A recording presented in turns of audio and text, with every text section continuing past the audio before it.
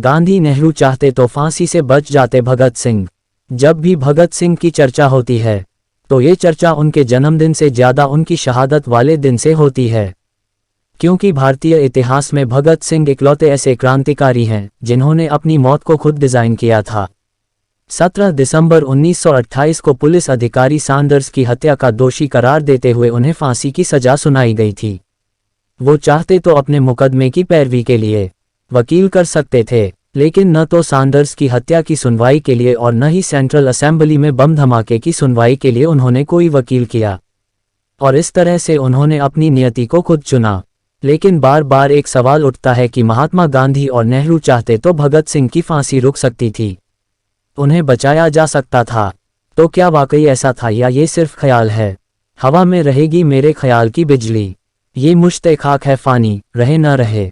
27 सितंबर 1907 को पैदा हुए और 23 मार्च 1931 को फांसी चढ़कर शहीद हुए भगत सिंह ने इन लाइनों को अपनी जेल डायरी में लिखा था। ये लाइनें अपने आप सब कुछ बयान कर देती हैं, फिर भी परिस्थितियों को थोड़ा समझने की कोशिश करते हैं। सैंडर्स की हत्या के बाद भगत सिंह, राजगुरु और जयगोपाल भाग निकले थे। 8 अप्रैल 1929 को सेंट्रल असेंबली में धमाके के बाद भी भगत सिंह और बटुकेश्वर दत्त के लिए वहां से भाग जाना मुश्किल नहीं था, लेकिन वो रुके रहे, पर्चे फेंकते रहे और क्रांतिकारी नारे लगाते रहे। मकसद देश और दुनिया को संदेश देना था, जिसमें वो पूरी तरह से सफल भी रहे थे। गिरफ्तारी के बाद 7 मई 1929 को जब मुकदमे की सुनवाई शुरू हुई तो भगत सिंह की तरफ से आसफ अली कोर्ट में मौजूद थे।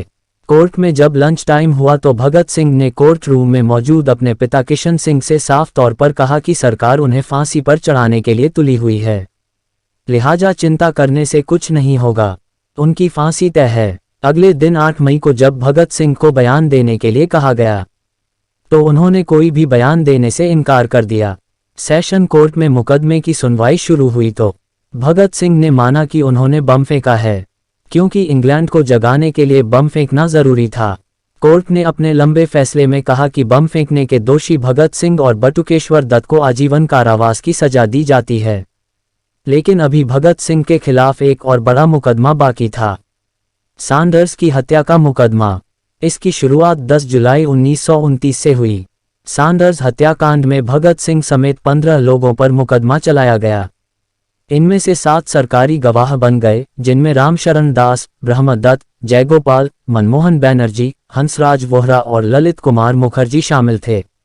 इस केस में भी भगत सिंह ने कोई वकील नहीं रखा, अपनी सफाई में कुछ नहीं कहा। मुकदमे की सुनवाई के दौरान भगत सिंह ने दुनी चंद को अपना कानूनी सलाहकार बनाया, लेकिन ये साफ कर दिया कि दुनी चंद न तो किसी गवाह से कोई सवाल करेंगे और न ही कोर्ट में जज से कोई बात करेंगे। भगत सिंह के पिता किशन सिंह ने वायसराय ऑफ इंडिया के सामने याचिका लगाई कि सैंडर्स की हत्या के दिन भगत सिंह लाहौर में थे ही नहीं। जब भगत सिंह को पता चला तो उन्होंने अपने पिता पर गुस्सा किया और पत्र लिखकर कहा कि मुझसे मशवरा किए बिना आपको ऐसा पत्र नहीं लिखना चाहिए था। आखिरकार वही हुआ। 7 अक्टूबर 1930 को सैंडर्स की हत्या का दोषी पाते हुए कोर्ट ने भगत सिंह, सुखदेव और राजगुरु को फांसी की सजा सुनाई। और अब बात महात्मा गांधी और नेहरू की कि उन्होंने भगत सिंह को क्यों नहीं बचाया। तो 14 फरवरी 1931 को पंडित मदन मोहन मालवीय ने वायसराय के सामने अपील की और कहा कि भगत सिंह की फांसी को आजीवन कारावास में बदल दिया जाए। उनकी अपील खारिज हो गई। 16 फरवरी को एक और बंदी प्रत्यक्षीकरण याचिका खारिज हो गई। फिर 18 फरवरी को महात्मा गांधी की वायसराय से बात हुई, जिसमें महात्मा गांधी ने वायसराय से कहा कि उन्हें भगत सिंह और उनके साथियों की फांसी की सजा खत्म कर देनी चाहिए। यंग इंडिया में महात्मा गांधी ने लिखा कि वायसराय ने उनसे कहा कि फांसी खत्म करना तो मुश्किल है, लेकिन उसे अभी के लिए टाला जा सकता है। लेकिन वायसराय अपनी बात पर कायम नहीं रहे। 24 मार्च को भगत सिंह और उनके साथियों की फांसी की तारीख मुकर्रर हो चुकी थी। 19 मार्च को महात्मा गांधी ने वायसराय इरविन के सामने फिर से मुद्दा रखा कि भगत सिंह की फांसी को टाला जाए, लेकिन इरविन ने इनकार कर दिया। दूसरी तरफ महात्मा गांधी ने आसफ अली को भगत सिंह के पास भेजा ताकि भगत सिंह से वादा करवा सकें कि उनकी सजा माफ हो जाएगी तो वो हिंसा का रास्ता छोड़ देंगे। भगत सिंह ने आसफ अली से मिलने से भी इनकार कर दिया। भगत सिंह अड़े रहे। फिर महात्मा गांधी ने 21 मार्च और 22 मार्च को लगातार 2 बार इरविन से बात की। इरविन नहीं माने। 23 मार्च को फिर महात्मा गांधी ने चिट्ठी लिखी, लेकिन जब तक इरविन चिट्ठी पढ़ते तय तारीख से एक दिन पहले ही 23 मार्च को भगत सिंह को फांसी दे दी गई। 24 मार्च को जब महात्मा गांधी कांग्रेस के कराची अधिवेशन में शामिल होने के लिए पहुंचे तो उनका भयंकर विरोध हुआ। महात्मा गांधी ने कहा, चाहे वो कोई भी हो, उसे सजा देना मेरे अहिंसा धर्म के खिलाफ है, तो मैं भगत सिंह को बचाना नहीं चाहता था, ऐसा शक करने की कोई वजह नहीं हो सकती है। महात्मा गांधी ने कहा, मैंने फांसी को रोकने की हर मुमकिन कोशिश की, कई मुलाकातें की, 23 मार्च को चिट्ठी भी लिखी, लेकिन मेरी हर कोशिश बेकार हुई।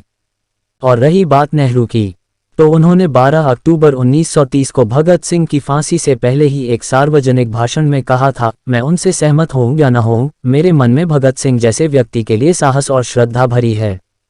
भगत सिंह जैसा साहब बड़ा दुर्लभ है। वायसराय को अपने दिल से पूछना चाहिए कि अगर भगत सिंह एक अंग्रेज होते और उन्होंने इंग्लैंड के लिए ऐसा किया होता तो उन्हें कैसा अनुभव होता। नेहरू ने अपनी किताब डिस्कवरी ऑफ इंडिया में भी लिखा है कि भगत सिंह एक प्रतीक बन गए थे। कुछ ही महीनों के अंदर पंजाब के हर शहर और हर गांव के अलावा भारत के बाकी हिस्सों में भी उनका नाम गूंजने लगा था। उन पर अनेकों गीत रचे गए। उन्हें जो लोकप्रियता मिली वो अद्वितीय थी। और रही बात इसकी कि अगर भगत सिंह की फांसी रुक गई होती तो क्या होता, तो उसका सबसे अच्छा उदाहरण बटुकेश्वर दत्त हैं। भगत सिंह को फांसी सैंडर्स की हत्या वाले केस में हुई थी। सेंट्रल असेंबली में बम फेंकने वाले मामले में भगत सिंह और बटुकेश्वर दत्त को उम्र कैद हुई थी। भगत सिंह की फांसी के बाद बटुकेश्वर दत्त को काला पानी भेज दिया गया। 15 अगस्त 1947 को आज़ादी के बाद नवंबर में उन्होंने शादी की। घर चलाने के लिए एक सिगरेट फैक्ट्री में नौकरी की, खुद की बिस्कुट की फैक्ट्री खोली, लेकिन कुछ काम न आया। पटना में बस के परमिट के लिए कमिश्नर से मिलने गए तो कमिश्नर ने उनसे स्वतंत्रता सेनानी होने का प्रमाण पत्र तक मांग लिया। 1964 में बटुकेश्वर दत्त गंभीर रूप से बीमार पड़े। उन्हें कैंसर हो गया था। दिल्ली के एम्स में 20 जुलाई 1965 को आखिरी सांस ली। बाकी तो आप पर छोड़ते हैं कि अगर भगत सिंह की फांसी रुक गई होती तो क्या होता। आप आसानी से अंदाजा लगा सकते हैं कि इस देश में आज़ादी के बाद जिंदा रहे क्रांतिकारियों के साथ क्या सलूक किया गया। बाकी इसका दोषी कौन है, ये एक लंबी बहस है, क्योंकि इस अपराध से न तो किसी राजनेता को बरी किया जा सकता है और न ही हमको और आपको।